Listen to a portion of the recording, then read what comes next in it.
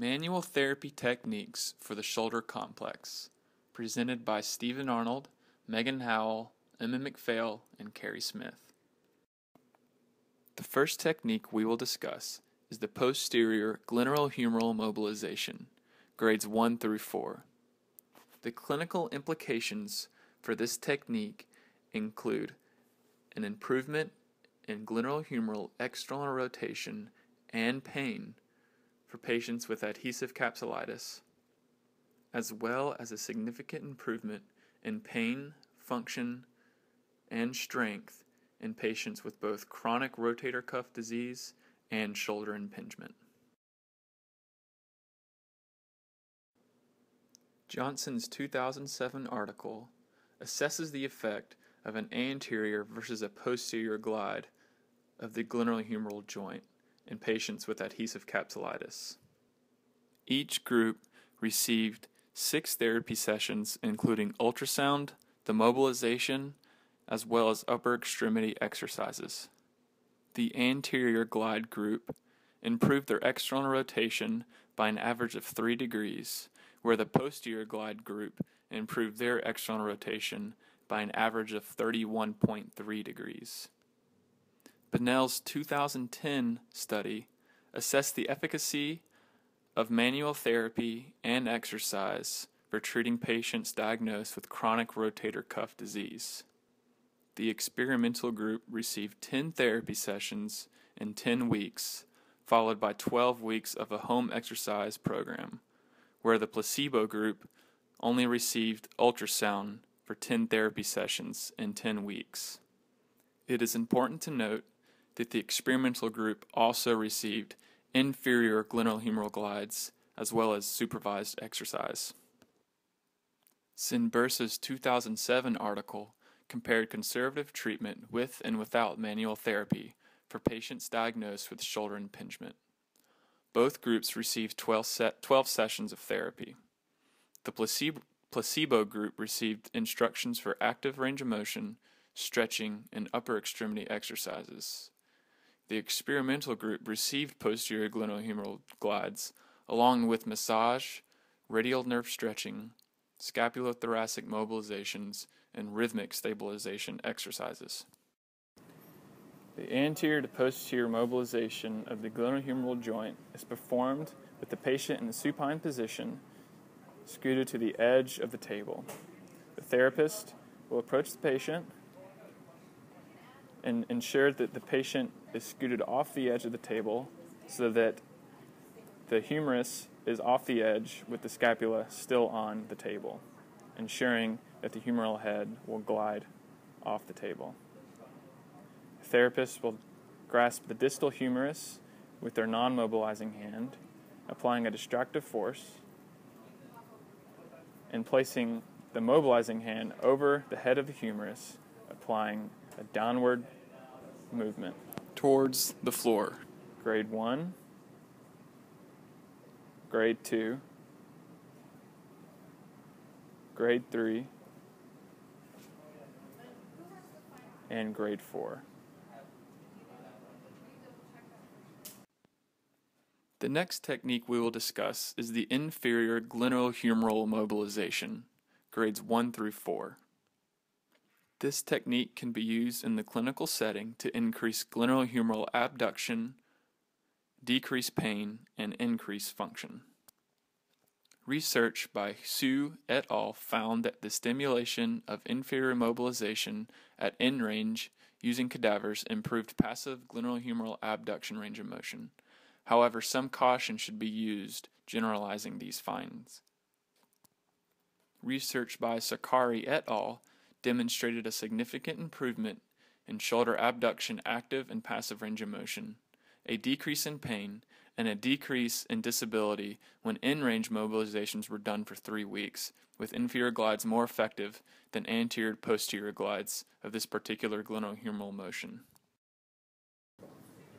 Inferior glide of the glenohumeral joint is performed with the patient in supine position with the therapist standing on the affected side. The therapist will grab the patient's arm with the immobilizing hand grasping the distal humerus. They will apply a distractive force, and then with the mobilizing hand on top of the head of the humerus, apply a downward force towards the patient's feet. Grade 1, Grade 2, Grade 3, and Grade 4. The next technique we will discuss is the inferior AC joint glide, grades 1 through 4. This technique can be used to reduce the pain in patients with an AC joint pathology.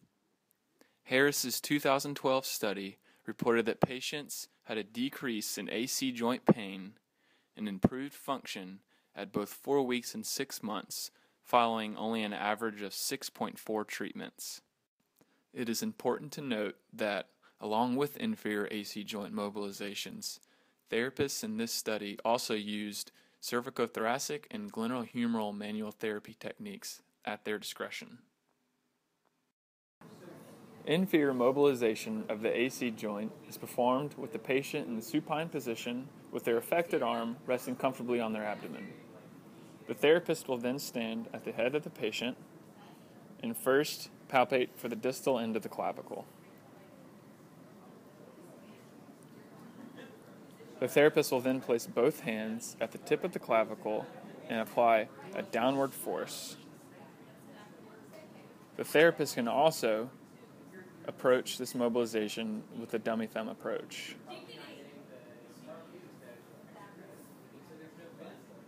With a grade 1, grade 2, grade 3, and grade 4. The last set of techniques we will discuss are scapulothoracic glides. The general clinical implications for these techniques include restoring normal scapular biomechanics and range of motion, improving scapulohumeral rhythm to improve pain-free arm elevation, and improve shoulder range of motion and function in patients with shoulder impingement and adhesive capsulitis.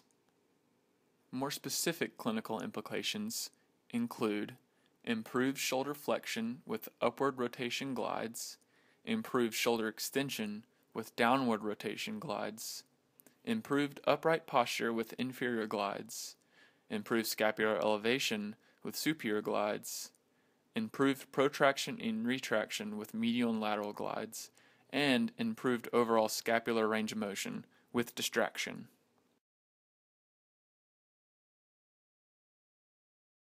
Scapulothoracic glides are performed with the patient lying on his unaffected side facing the therapist.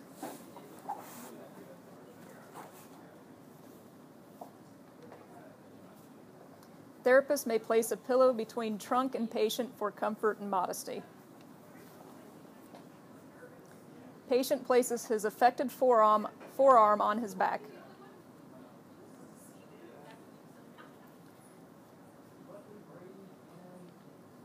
Therapist stands at the patient's affected shoulder, placing the index finger of one hand under the medial scapular border and the thumb around the inferior lateral border so that the inferior angle is cradled.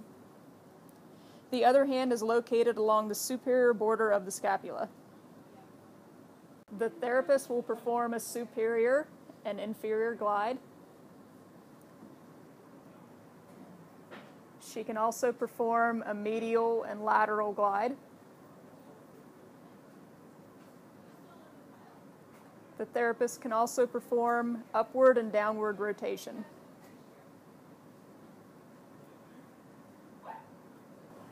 To perform distraction, the therapist can place the ulnar border of her hand on the medial border of the scapula.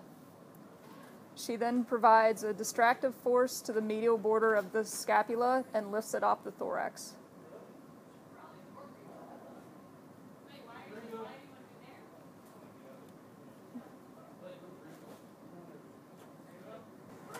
An alternate hand placement for the scapulothoracic mobilizations. The therapist will place her superior hand on the spine of the scapula.